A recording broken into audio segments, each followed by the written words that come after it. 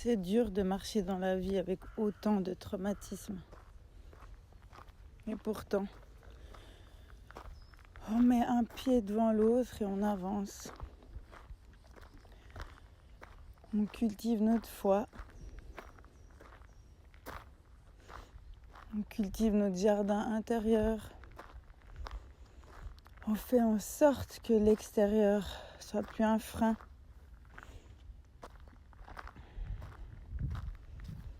Et on s'élève au-dessus de nos bourreaux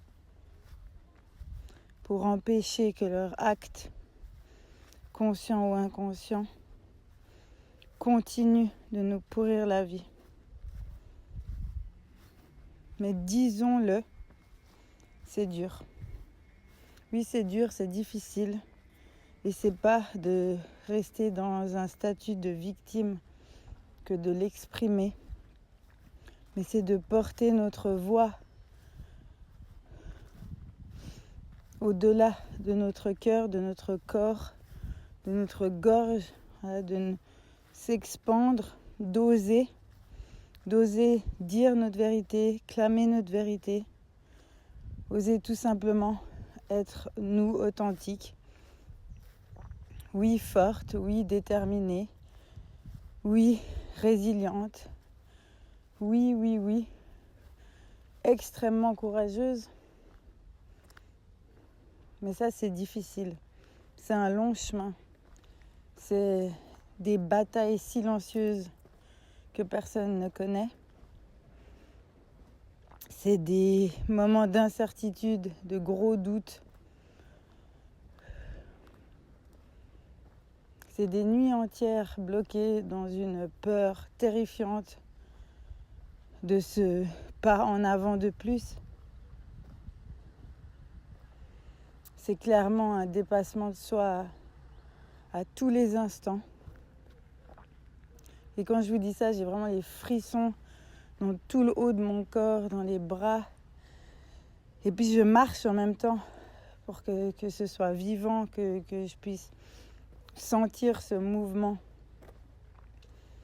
malgré les mots, malgré ce que je peux dire, que je suis toujours en mouvement, que je suis toujours dans la vie et que je décide même de monter ces escaliers, marche après marche, même si je sens des douleurs dans les genoux, même si c'est parfois pas stable au niveau des pieds, même si les épaules sont lourdes et la tête pleine et que le cœur est fendillé. L'idée, c'est de continuer et d'arriver en haut et de trouver ces moments de paix quand on voit l'horizon au loin, quand on perçoit notre environnement avec cette hauteur, cette prise de hauteur, avec cette distanciation aussi. Puis qu'on peut juste respirer là en fait, juste respirer dans « et oui c'est dur ». Et oui c'est dur les filles et les garçons. C'est dur de se sortir de ces traumatismes. C'est dur de sortir de l'identification de ces traumatismes. Parce que pour justement avancer, se construire malgré ça, et on en a fait aussi une force, on en a fait aussi un socle. Ça fait partie de nos fondations profondes même. Pourtant aujourd'hui il est vraiment temps qu'on puisse s'en libérer en fait, qu'on puisse l'honorer et puis dire ok, imaginons que là vous êtes sur comme un carré mais qui est coupé en 4. Là je suis montée comme ça sur une genre de stèle et puis c'est séparé en 4 par la nature qui fait que le béton se fendit et puis que l'herbe peut reprendre ses droits et du coup il y a 4. Alors là sur ce premier bloc on va dire qu'on en a fait vraiment le tour. C'est notre vie, notre passé, notre vécu. Donc les traumatismes, les souffrances, les douleurs, mais en même temps, toutes les joies, tout le bonheur qu'on a pu vivre et auquel on s'est attaché pour survivre, pour continuer à marcher. Et tout ça, ça nous a fondamentalement construit et en même temps détruit. Et sur ce carré-là, qui fait partie du grand carré de notre vie, on verra après pourquoi c'est carré, pas circulaire à ce moment-là. On tourne un peu en rond depuis un bon moment parce que je vais d'ailleurs poser mon sac comme un peu l'idée de poser le poids, poser ce qui est lourd et puis se dire maintenant en fait j'ai le droit de juste honorer ce carré, il est là, il restera là, il fera partie du tout. Sauf que j'ai envie vraiment d'avancer, j'ai envie d'aller de l'avant et j'ai envie de sortir de ce carré et je vais même jump, paf, on jump et on est maintenant sur un autre carré. Et c'est ce carré du présent. Ce carré du passé, on a fait le tour. Ce carré du présent, c'est le plus important parce qu'en fait, c'est celui où on peut vraiment juste être. Juste, ce moment-là, on respire, on est dans ce présent. Et puis c'est là qu'on peut vraiment cultiver la gratitude. La gratitude de ce qu'on a vécu, de ce qu'on est en train de vivre et de ce qu'on vivra. Tout simplement en étant dans ce moment présent. Et puis dans la beauté du monde, parce que quand on fait justement ce chemin où on monte et on prend de la distance et on prend de la hauteur, on peut se rendre compte de tout ce qui est beau autour de nous, de tout ce qui nous entoure, et qu'effectivement il y a des difficultés à droite et à gauche, mais il y a aussi énormément de facilité, de belles choses qui nous attendent, mais que souvent aussi on bloque, on verra sur le carré d'après, on bloque à aller vers ce bonheur qui nous attend, qui nous tend les bras. Et si on fait un peu comme ça le tour d'horizon, on va voir tout ce qui est beau. Puis après, c'est un peu à nous de choisir, est-ce qu'on décide de rester dans la vision de ce carré passé avec nos douleurs, nos traumatismes et puis ce qui nous a construit et détruit, ou est-ce qu'on se positionne vraiment les deux pieds dans ce présent et puis on dit maintenant je suis là et puis c'est ça que je vais vivre, c'est ça que je vais nourrir. Et puis du coup, je décide de regarder du côté où ça me challenge, où ça me nourrit, où ça me donne du baume au cœur, etc. Mais des fois, j'ai cette sensation que dans ce carré du présent, on n'est pas forcément à l'aise parce qu'on est encore tiraillé par le passé et puis qu'en même temps, on a peur du futur parce qu'on a peur de manquer des choses, on a peur de ne pas arriver à nos rêves, nos défis. Et c'est ça qui nous bloque souvent. C'est ça qui nous bloque dans ce deuxième carré. C'est que finalement, on a laissé notre sac avec le poids qui, dans le passé. Sauf qu'il y a des choses qu'on a besoin dans ce sac pour avancer.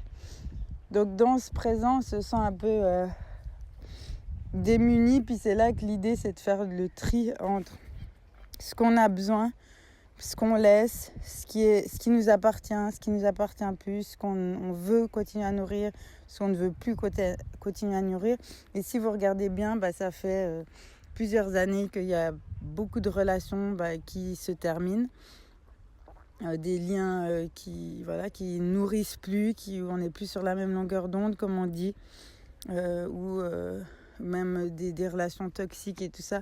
Et malgré nous, on y met un terme. C'est souvent là, la vie, l'univers, le cosmos qui dit maintenant c'est stop, parce que c'est pas sur ton chemin pour demain. Et aujourd'hui, tu mérites ce demain. Donc maintenant, on peut essayer d'aller vous pourrez faire l'exercice, vous soit vous allez dans un endroit où justement il y a un carré et puis que vous arrivez à visualiser qu'il y a 4 carrés différents, soit vous le créez par terre avec une craie, même en petit, puis que ça vous fait juste jumper d'un pied à l'autre de carré en carré. Puis essayez maintenant de faire ce mouvement d'avant en arrière où vous êtes dans le présent et paf, vous allez dans le futur. Puis qu'est-ce que ça vous fait? Et puis vous retournez du futur au présent. Puis vous faites ça un moment comme ça, c'est conscientiser aussi toujours le mouvement du corps. Je pense que là, c'est vraiment important maintenant que dans cette incarnation terrestre, on vienne habiter vraiment notre corps. Maintenant qu'on a fait beaucoup de chemin avec notre âme, on peut scinder les deux. Puis voilà, juste se dire, en fait, la vie, maintenant, ce mouvement, ce sera ça. C'est de savoir que le carré du passé, il est là, on a laissé nos poids, on a trié.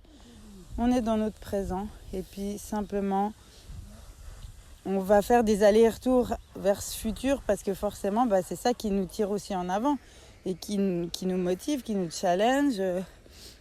Mais l'idée, c'est qu'on n'ait pas cette pression, qu'on n'ait pas cette peur. Enfin, en tout cas, qu'on essaie de plus en plus de s'en libérer pour juste se dire, voilà, la vie, c'est maintenant. Je profite de tout, j'essaie d'être dans de la gratitude, je cultive ma foi. Et en même temps, oui, je me mets des défis, je me mets des challenges, je me mets des choses chouettes en avant. Pour ma perspective, mais vous savez aussi qu'on n'arrive plus trop à anticiper sur du long terme, donc c'est plutôt à court terme. Et puis après, il reste ce 4e carré. J'ai encore du mal un peu à visualiser ce que ce serait. Je vais juste aller voir parce que je suis pas seule à ce carré, puis en même temps je vois que mon sac du passé, il est à moitié sur ce carré aussi.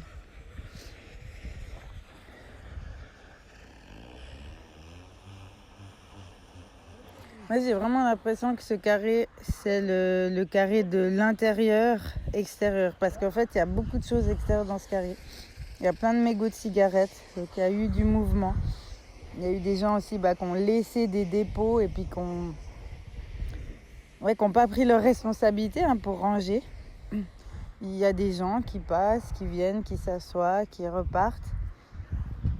Et puis il y a ce sac du passé qui est à moitié là.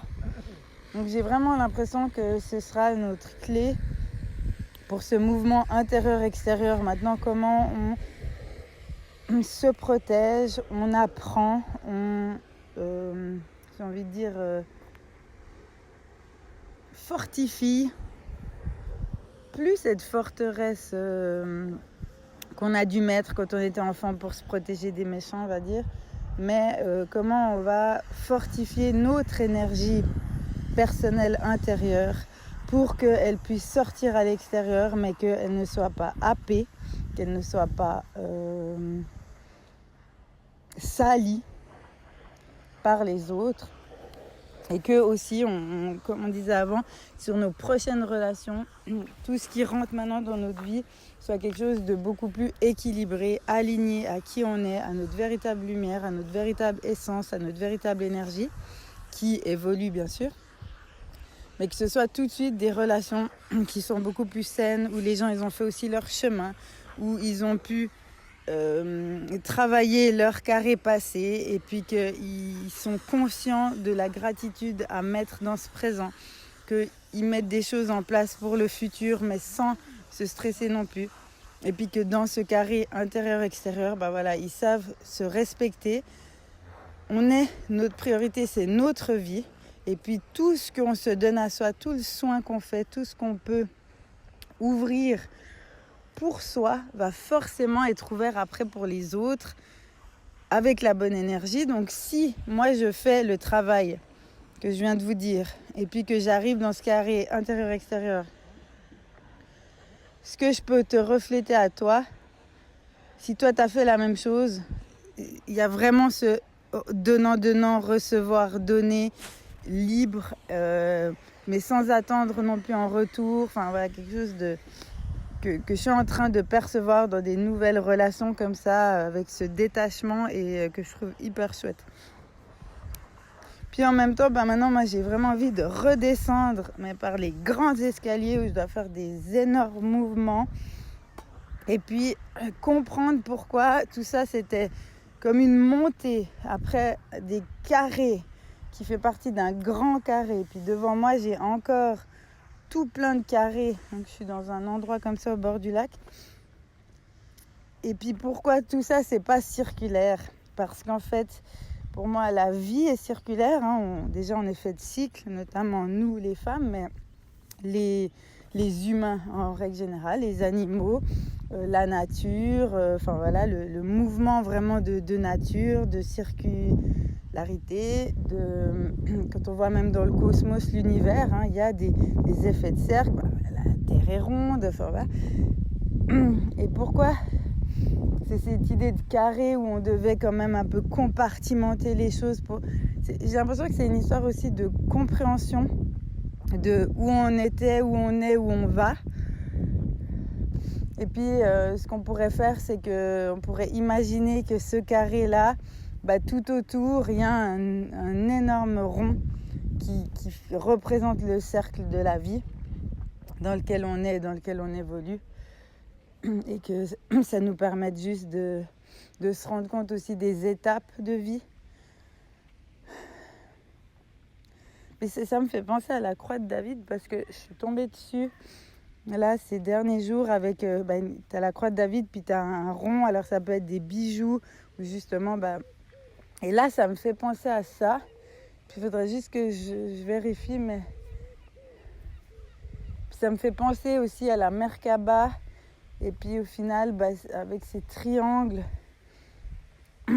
qui se superposent, et puis la croix de David, pareil. Parce que finalement, dans ce carré, on peut le scinder en deux, dans la largeur, dans le parallèle, puis ça ferait aussi deux triangles. Voilà. Puis si on partage ça comme ça veut dire qu'on a un bout du futur totalement... En fait, on aurait un bout de tout, à peine, parce que si on partage, c'est juste que j'arrive à bien visualiser. Là, je reprends un carré, je partage comme ça. Je suis avec vous, Ce qu'on va faire, et puis apparemment c'est l'énergie, c'est que je vais remonter à toute vitesse là avec un bon jump pour aller vérifier cette histoire de triangle. Mais c'est une histoire, là je suis dans une théorie, mais qu'au final je vous partage parce que je le vis en pratique physique. C'est extrêmement intéressant. Donc là je suis remontée où il y a ce grand carré qui se partage en 4. Et puis si je tire une ligne au milieu pour partager, ça fait ce que je pensais. Donc ça fait effectivement un bout de passé, totalement le présent, un bout de futur. Puis de l'autre côté, un bout de futur, totalement l'aspect intérieur-extérieur, donc je dirais aussi le lien avec les autres, et un bout de passé. Ok, donc si on garde cette idée-là, c'est que quand on a trié au niveau du passé, puis qu'on a fait le travail, forcément, on va pouvoir garder certaines choses. Donc, les forces émergentes qui sont liées aussi à nos traumatismes, nos douleurs, nos vécus, nos expériences, mais qui font la belle personne qu'on est aujourd'hui. Et nos forces vives. Donc, on garde un bout de ce passé-là. Positivé. Ensuite, on a totalement notre présent parce que c'est vraiment important d'être pleinement dans ce présent, dans la vie, dans ce qu'on est en train de vivre maintenant. Parce qu'on ne sait pas non plus de quoi est fait demain. Et c'est cultiver cette gratitude, c'est aussi dire, si ça s'arrête, j'aurais vécu au mieux ma journée. Si ça doit être la dernière. Et puis après, on a ce bout de futur où justement, on ne voit pas encore tout, et c'est pas encore tout dessiné, mais en même temps, on a des choses en fait, on a une perspective, on a des brides, comme des paillettes magiques qui disent voilà ce qui va se passer dans tant de temps, voilà ce que j'ai envie, en tout cas je sais pas comment je vais le vivre, avec qui exactement et ça, mais je sais qu'on va influencer ça et ça. Donc ça, c'est cette partie-là, en fait, que je dirais être dans la vie, permettre justement à tout ce qu'on a vécu d'avoir une vraie existence et puis d'unifier, en fait, passé, présent, futur, comme quelque chose, en fait, qui est comme je ne sais pas si vous voyez, comme s'il y avait un chemin là devant, et puis à gauche vous avez le passé, à droite vous avez le futur, ou l'inverse, ça fait rien. Et puis ça se rejoint comme ça se touche, ça se remet en lien. Mais on est clairement dans le milieu, quoi, dans le chemin du milieu bien libre, quoi. Et puis l'autre partie, qu'on disait aussi en passant, c'est plus en lien avec nous, vraiment notre intérieur, notre profondeur, ce qu'on a vécu, comment on le magnifie, qu'est-ce qu'on en fait, et puis comment on le ressent. Et en même temps, après cette histoire où on est plus en lien aussi avec les autres, on aura la moitié du futur, totalement l'expérience intérieure-extérieure, et puis un bout du passé. Et puis ça, j'ai vraiment l'impression que c'est l'idée que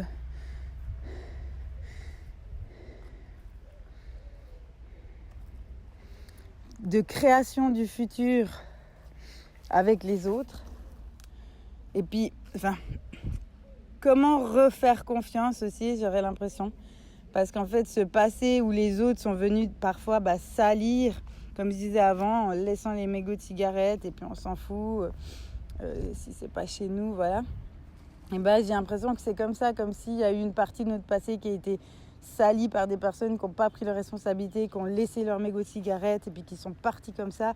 Et puis ça a sali l'espace.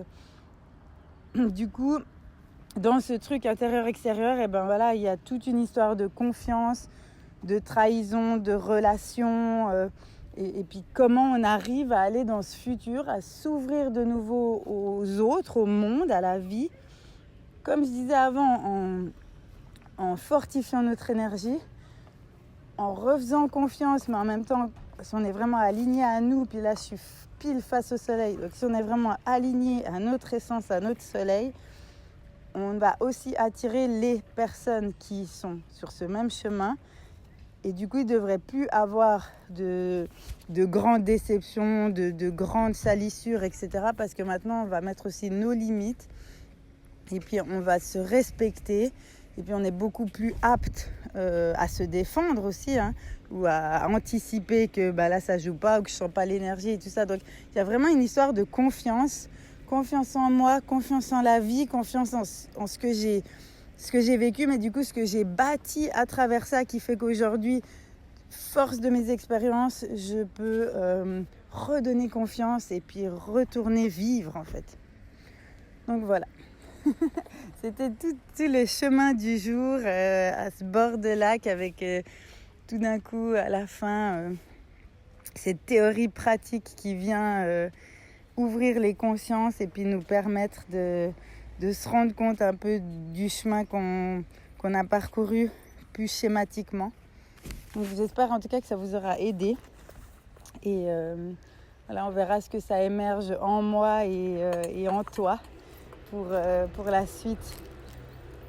Je te fais plein de câlins, d'amour, de confiance, de vie, de joie, passé, présent, futur. Bisous, guide magie.